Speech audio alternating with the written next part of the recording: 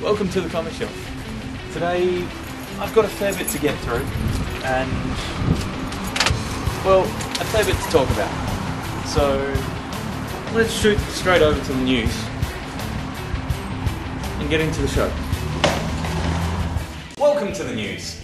As most of you know, San Diego Comic-Con finished last week, and with it came some great sneak peeks at some of the upcoming titles and releases from all of our favourite studios. But there did seem to be a real focus on a lot of the movies coming out over the next few years, with some great sneak peeks and images from movies like Thor, Captain America, and even Green Lantern. But Marvel also announced that there will be 4 new anime cartoons released next year. In them, it's going to feature Iron Man, X-Men, Wolverine, and Blade. Strange choices, but they will all receive a 12-episode anime series to run consecutively with some integrated stories. So that actually sounds like it's going to be really good. But it's not going to start over from scratch. They're not going to be new series, they are going to run with the current continuity. So for fans of it, it's going to be great. For those lucky few that got to attend Comic-Con, there was actually a sneak preview of the trailer for both Thor and Captain America in Hall H. And unfortunately, I wasn't one of the ones to see it, but I have heard snippets from it and it sounded amazing. Unfortunately for us that haven't seen it, we won't be able to get a chance to see it until the Marvel Studios actually releases the trailers, probably at the end of this year, hopefully. An exclusive trailer has been released to Game Trailers showing a brilliant cinematic for the opening sequence of DC Universe Online, and I can't wait for it. I wish they had released that as a movie because it really does look phenomenal. So keep an eye out for that. It's an online role-playing game where you get to choose your own hero, make your own powers and all that sort of stuff. It looks great, check it out. As for in-store news, we've just put out the registration form for 24 Hour Comics Day, so you can come in here and register, or you can register online. There's also a few around a few of the art shops and things like that that we will be bringing back in at the beginning of September. So if you want to register for the event, get it all signed up before then. We also have a bucket load of trades have just come in. We've got them all over the place at the moment, so if you're looking for any trades, come on down. We probably have them now. And we have some great news for the Kotobukiya fans. We've actually found a new distributor where we might be able to get a lot of those Bushujo and those various sort of statues and things like that in. So if you find any of those in the previews and you really want them, come in store, let us know, and hopefully we'll be able to get them. Let's start the reviews with Marvel. First up is Wolverine Origins, number 50. The series finale. It's actually a really good way to end it. It's not so much an ending as a progression onto the next series, which starts at the beginning of next month. There's a whole pile of stuff that happens with Nick Fury and all that sort of stuff.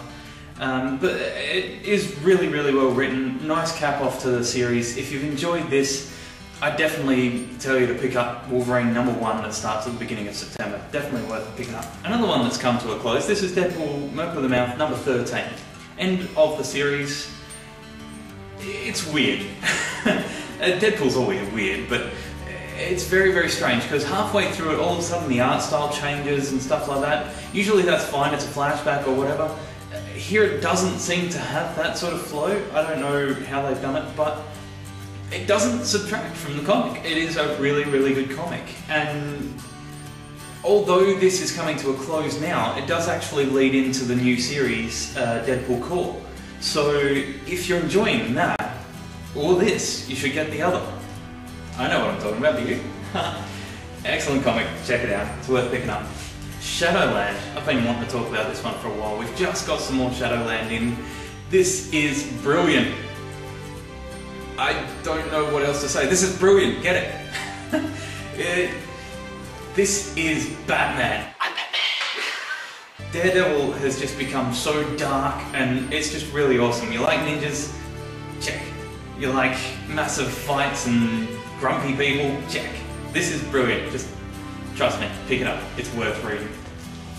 Next we have Let's start with Wonder Woman 601. Straczynski's just taken over with Superman and Wonder Woman. This is his first full issue of Wonder Woman. It's confusing. For somebody like me that wasn't reading Wonder Woman before, I've sort of come into it with knowledge about Wonder Woman, but I'm not sure whether that pertains to this. Basically, there's all these weird things with her lasso and things like that. Some guy has it, she's in a different uniform.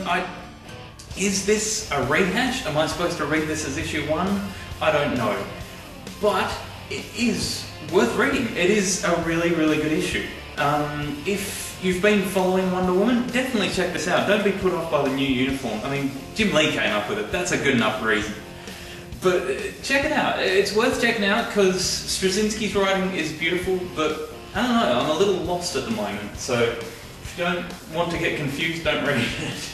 Artifacts, the big event. Basically, if you like Darkness or Witchblade or anything like that, Artifacts is worth picking up. But having said that, you don't need to know anything about Darkness or Witchblade. It's sort of self-contained. It covers everything that you need to know, so you can jump straight in with number 1. Everything about it. The artwork's great, the story is intricate and intertwined with so many different characters that Top Cow's been bringing out, and it's just a terrific story. If you've ever thought about getting into Darkness and Witchblade, I'd actually suggest picking Artifacts up before you got into those, just to get sort of a background idea. But this one really, really is worth checking out. It is dark, like the other two, so if you want the happier, friendly, go-lucky, stick with Ultimate Comics Mystery, but this is worth checking out. For sure. Grab that one, there's 3 different covers. 3 different covers. 3, whatever. Pilot season, at last, Stella! I don't know why there's been such a delay in this. It's infuriated everybody, and it's finally come out. And I gotta admit, I'm a little let down. Yeah, it was alright, I guess. If you want to keep up with the Stella things, I mean, Robert Kirkman's a terrific writer. I'm reading all this stuff with Image, and all of these pilot season things have been great, but this one's sort of like, yeah, you want a new idea? Okay, here you go. And it was just sort of rushed or something, I don't know. Even the artwork is sort of lackluster, and there's nothing standoutish with this. I don't think this will be the winner of pilot season.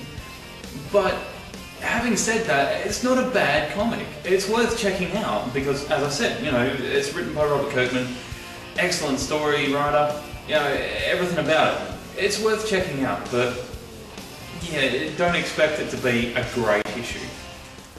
Okay, so that's the end of the show.